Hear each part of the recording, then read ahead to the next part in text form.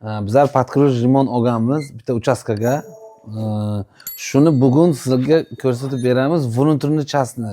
Ya'ni stachkaning tagiga qolib ketadi. Mana bular gipsokardon tagiga qolib ketadi.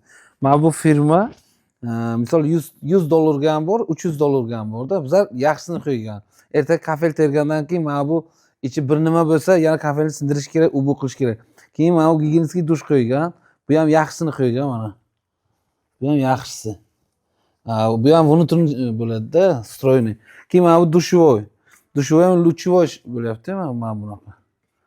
Bu ham yaxshisi-da, misol buni ham 300 qanchaga olgan, 300 qancha dollarga olgan.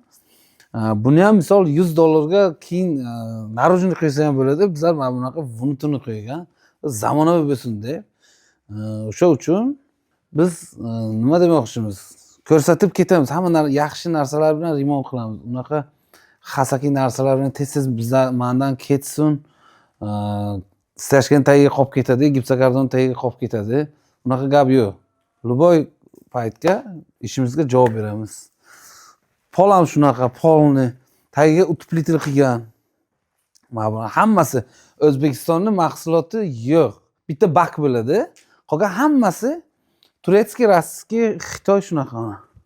Bu spalni, bu yo'q ham teplый pol bo'lgan. Komnat datchik bo'ladi. Отдельно regirovka qiladi. Bu teplый pol uyni isitish uchun emas, faqat komfort uchun ishlatiladi.